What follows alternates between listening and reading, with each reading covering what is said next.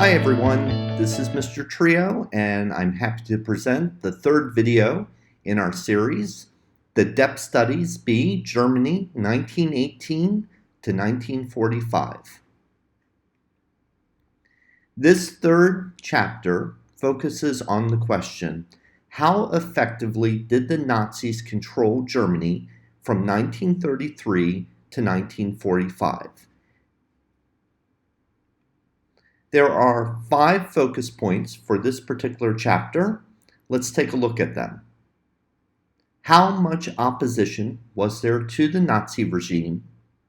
How effectively did the Nazis deal with the political opponents? How did the Nazis use culture and the mass media to control the people?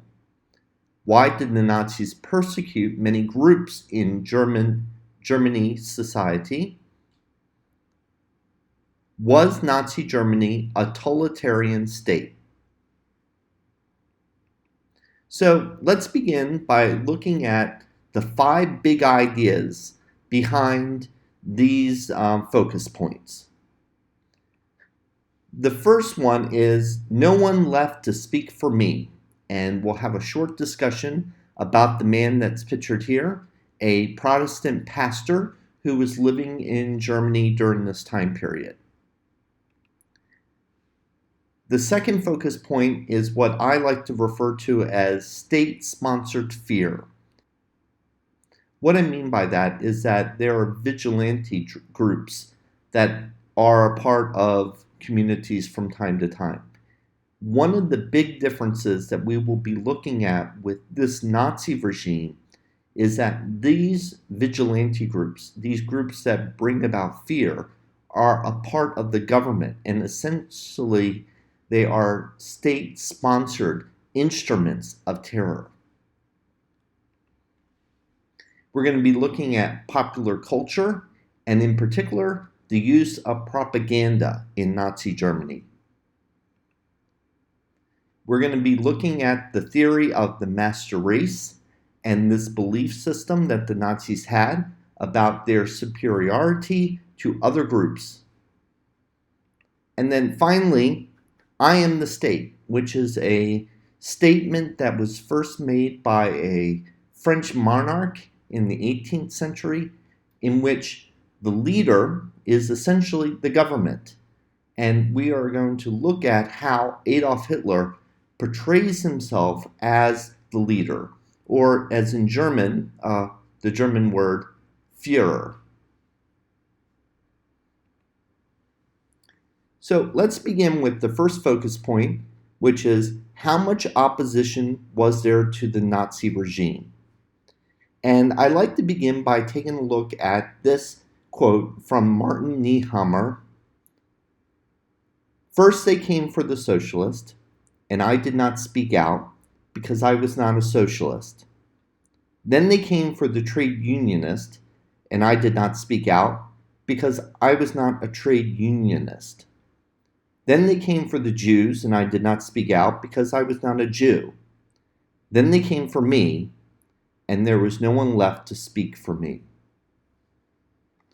I think that Martin helps to illustrate one of the fundamental points about opposition groups to the Nazi regime, and there were several. This little diagram helps to illustrate how there were different groups, some left-wing groups, right-wing groups, youth groups, army groups, church groups, and many of them did oppose the rise of the Nazi regime. But what they did not do is they didn't work together in order to oppose the Nazi regime. And thus, the Nazi regime really was able to come to power because they had the largest group, but they did not have a majority. This is one of the themes that we've explored in other series, but I think that this is really important to better understand how the Nazis were able to come to power. Because when groups were being persecuted, the other groups did not stand up for them, and they did not create a coalition in order to oppose this group. Let's take a look at our topic sentence. There was opposition to the rise of the Nazi Party. However, opposition groups failed to work together to fight against a common threat, and thus each were vulnerable. In our textbook, you can take a look at each of these different groups, whether it was the trade unions, the youth revolts that did happen, certain church members that opposed the Nazi regime, such as Martin. However, like I said, each of these groups would be individually targeted by the Nazi regime, and none of them really worked together in order to oppose it. Focus point number 2. How effectively did the Nazis deal with the political opponents? This diagram, which is also from our textbook, helps to illustrate the 5 major groups that were the instruments which the Nazi Party used in order to suppress free speech and the people who may oppose them. At the very top, I want to focus on informers first. One of the reasons why I think informers are important is that at the heart of Nazi society, there was fear. And one of the things that the Nazis were able to do is they were able to get ordinary people to inform upon their neighbors. Their children would inform upon their parents. Husbands and wives would inform against each other, in which the Nazis took advantage of spreading this fear so individuals would essentially blame others and point to others for the Nazis to arrest or to question, or in other words, suppress the idea of free speech. The Gestapo, which is here, is the secret police which the Nazis created. Individuals could be at home, there could be a knock on the door, the Gestapo could come inside, arrest you, take you away, and you could disappear, never be seen from again.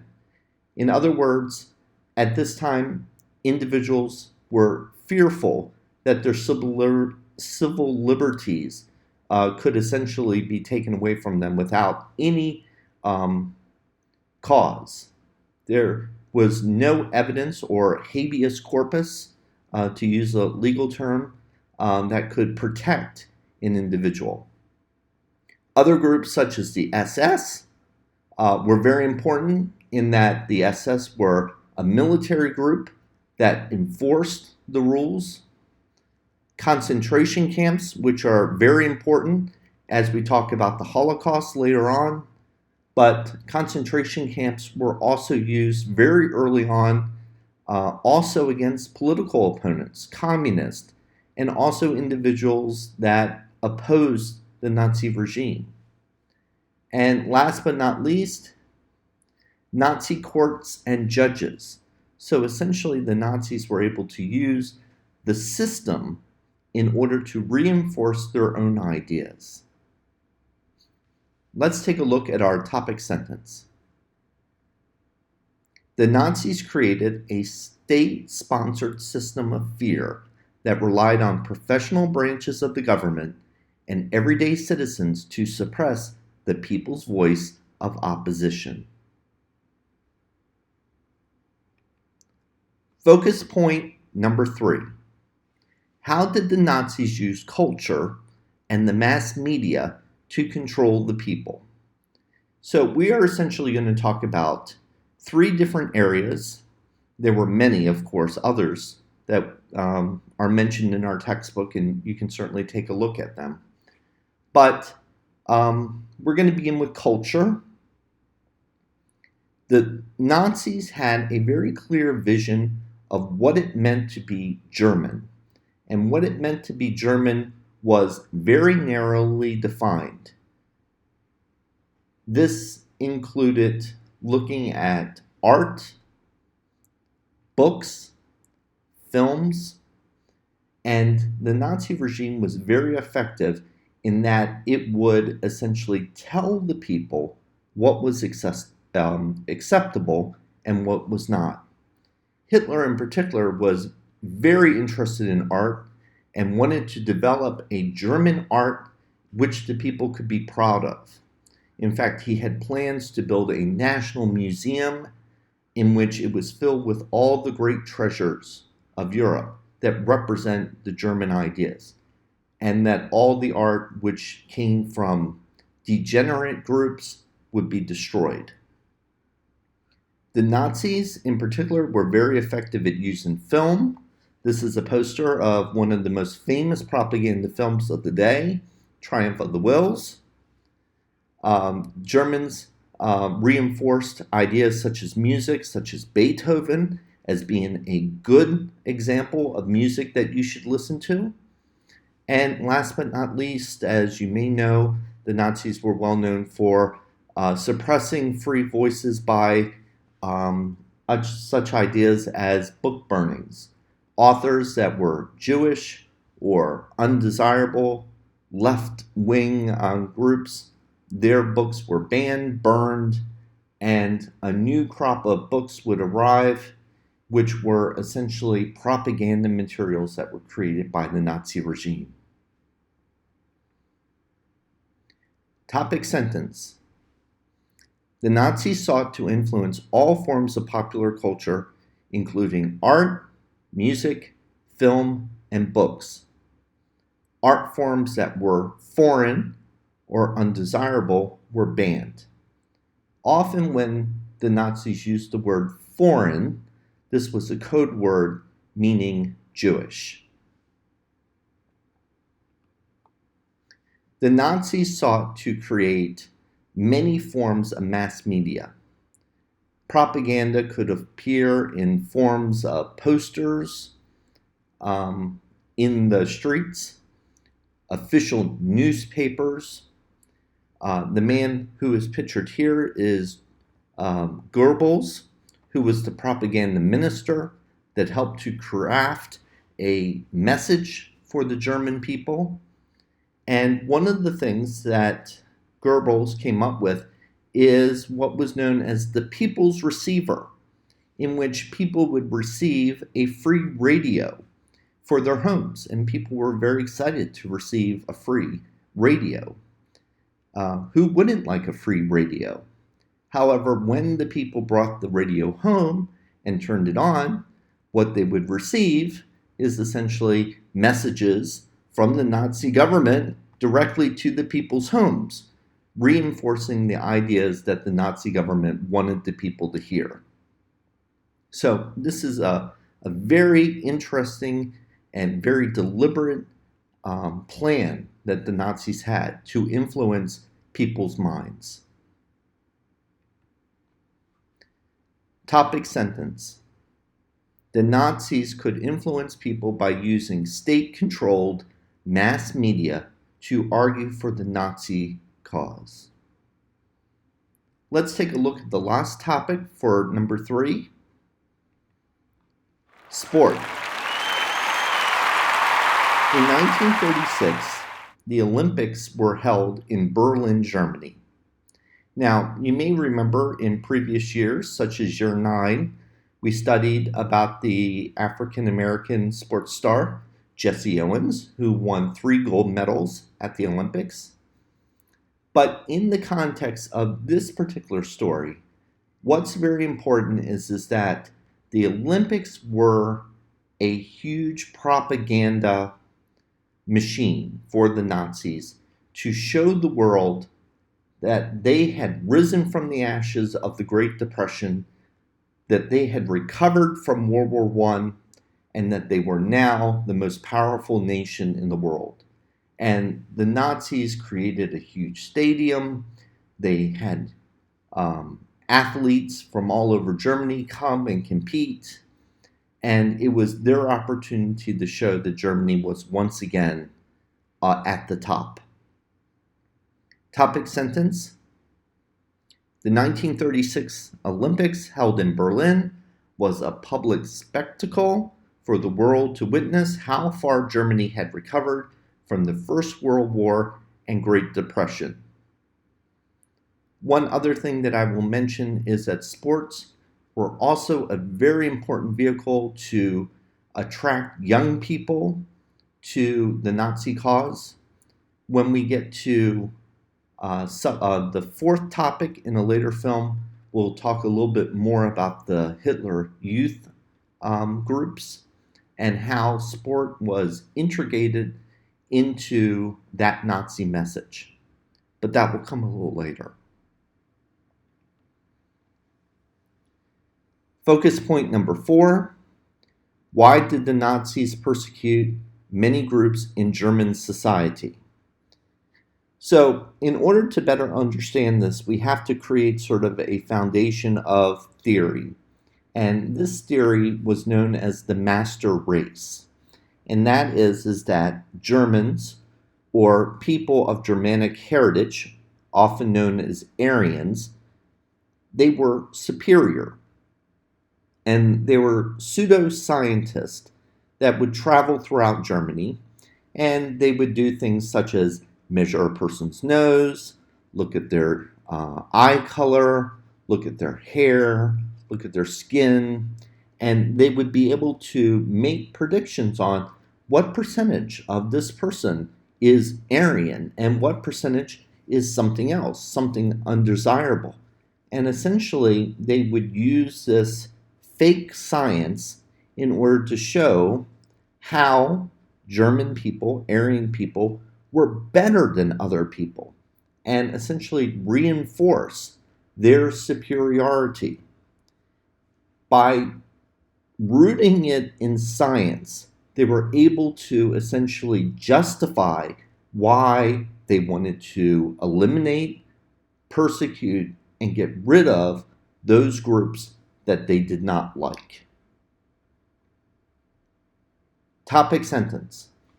The master race theory was based on fake scientific studies that proved that Aryans were smarter, stronger, and more moral than other races. The biggest enemy, according to the Nazis, were the Jews. Jews had lived in German society for centuries. In many cases, they were fully a part of the community. And it is not to say that the Nazis created anti-Semitism, because anti-Semitism, of course, has existed for centuries before. But this is the root of the German belief system, that the Jews were the problem. And shortly after the Nazis come to power, they put into effect many measures, laws, and policies in order to get rid of Jews and blame Jews for Germans' problems. The book, which is displayed here, is known as The Poisonous Mushroom, and this is a children's book. This is a book that would essentially say that the Jews were like a poisonous mushroom, that if you eat one, it will kill you. Or in other words, they cannot be trusted. It's important to understand that the Germans persecuted Jews directly, but they also did great damage by reinforcing these ideas to a new generation, especially the young, for them to also hate Jews in the future. The culmination of these events took place in 1938 in what is often known as Kristallnacht, the Night of Broken Glass, in which Jewish homes, businesses, synagogues were essentially destroyed. And any pretending about the fact that they were not persecuting Jews went out the window. And at that point, German society was openly at war with Jewish citizens. Let's take a look at our topic sentence. Jews were seen as the main enemy of the new Nazi Germany. The Nuremberg Laws in 1935 stripped Jews of their citizenship, property, and position in society. By 1938, Kristallnacht, attacks on Jews, was openly tolerated. One of the other groups that was also targeted by the Nazis were gypsies. Gypsies, once again, had lived in Germany for centuries. Their origins were mainly that of nomadic people. Gypsies, by the way, is often a slang term. There are two main groups of gypsies, the Sinti and the Roma.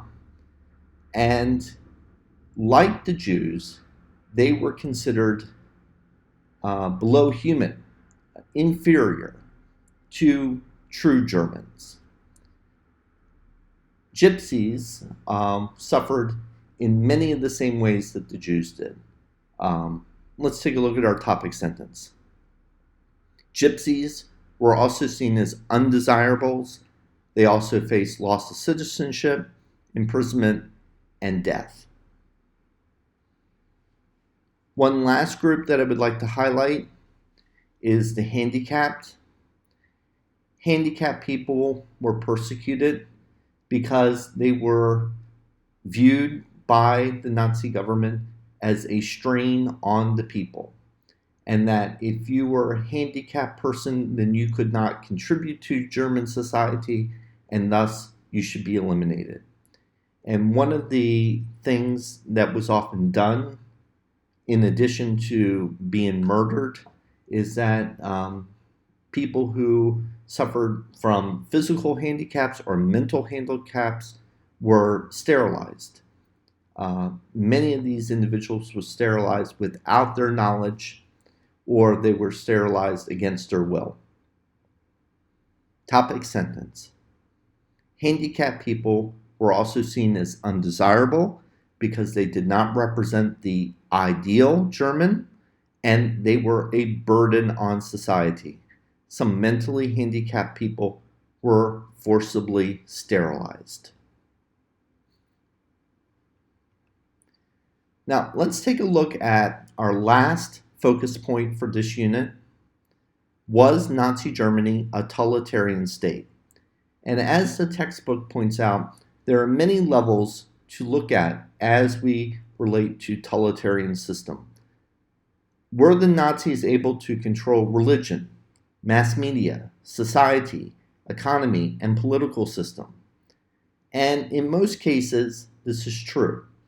So as we look at German society, and as you climb these steps, as the Nazis became more powerful, took over the government, and certainly by 1938, it can be stated that it was very clear that it was a totalitarian state in which the views of the Führer were the views of the country, that the individual and the state were essentially one. Topic sentence. The Nazi regime can be seen as a totalitarian state because it controlled most of all aspects of people's lives. This can be supported by examining how much tolerance and freedom people had to criticize the state.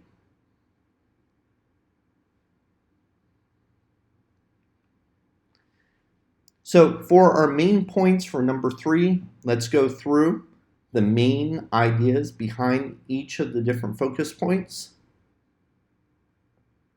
There was opposition to the rise of the Nazi Party. However, opposition groups failed to work together to fight against a common threat, and thus each were vulnerable. I'll have to look at that sentence again. It's a little wonky, sorry.